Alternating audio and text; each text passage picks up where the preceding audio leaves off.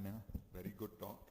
Now I would like to invite Professor BNR Subudhi, a very senior in our field and who has maintained teaching and academics with private practice, high-end FACO and also SICS.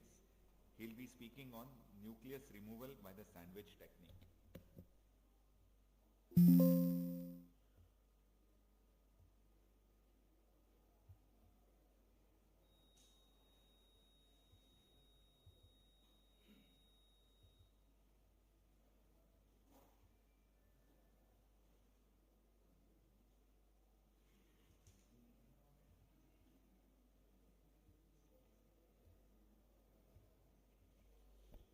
Good afternoon. So my previous speaker already told about the different techniques of SICS in complicated cases. So however, I was thinking because how for the youngsters, how we can achieve a good result with a very simple technique, that is a FACO sandwich technique. So as you know, MSIC is now the most preferred technique of cataract surgery, widely practiced in both developed countries and developed countries. The most, I would say, that is AIOCMT cataract surgery, I would say, because most of the our insurance is covered by the AIOCMT Bharat, and we do most of the time SICS only. And it involves the extraction of the nucleus either complete or divided manually from the capsular bag and then through the sclerocorneal tunnel incision.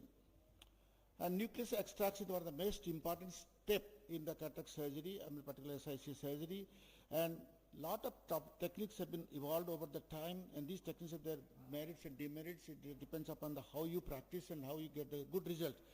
However, they give similar results in the experienced surgeons. So they are the different techniques, one the Blumenthal technique, then microbactis technique, FACO fracture technique, FACO sandwich technique, fish hook technique, Ruiz technique, and snare technique. In my hands, I would keep that FACO sandwich is one of the best technique, very simple technique, easy to learn, early to learn also, and giving the best results out of all the seven techniques. Whichever is compatible to you can do it, but definitely for the youngsters, those who are first time doing the surgery, they can use this technique of FACO sandwich. It's introduced by the Luther Fry in 1985, sandwiching the nucleus between the lens loop and spatula, and it's a 200 technique, and it's modified by using wire vectis instead of the spatula. You can use the wire vectis so that you can visualize what you are pulling out from the eye. So this is the technique.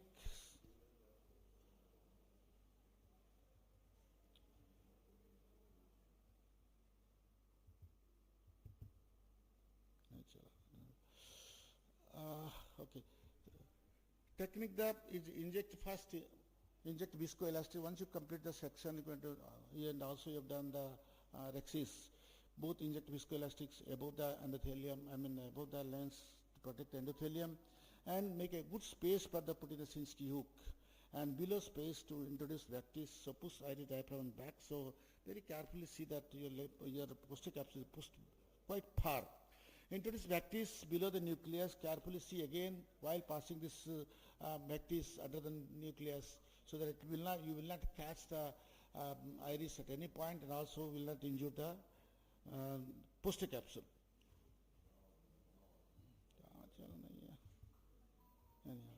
So this technique ensures the safe nuclear delivery with minimal arterial insult.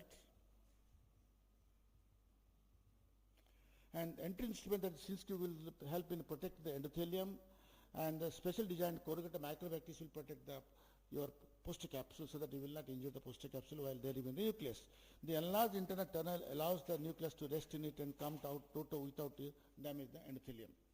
So in this technique, the established surgeon's two hands, which accounts for the safe delivery of the nucleus without injuring either endothelium or posterior capsule, and also there is any chance of nucleus drop also, because you are everything visual, you are seeing that. So this can be adapted safely in hypermature cataracts where journals are weak and very hard nuclear cataracts.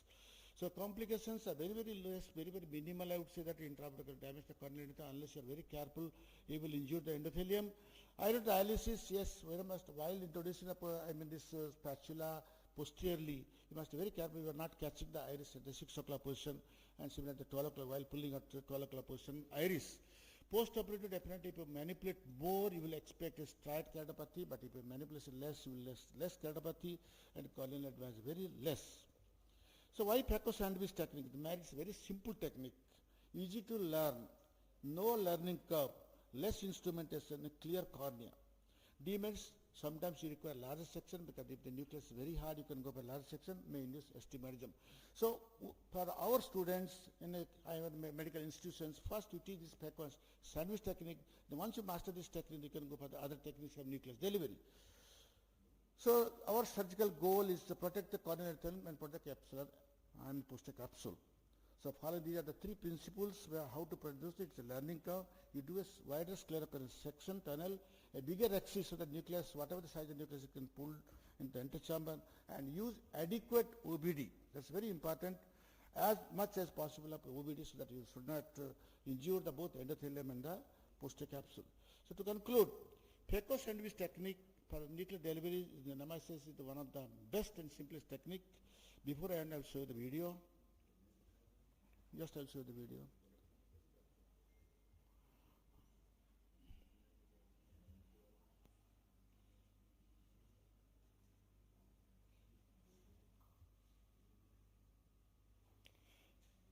Introduce the practice posteriorly, taking care not to injure the iris at 12 o'clock position. Yes. Very simply, optometer comes out, nucleus comes out.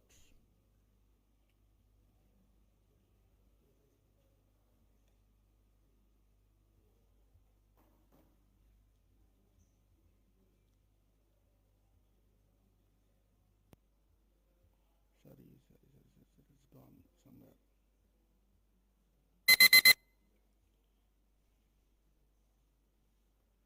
कहाँ चला गया? Okay. So thank you very much for listening to my talk on Phaco sandwich technique. I think people sitting in the back, I think a lot of postgraduate students are there.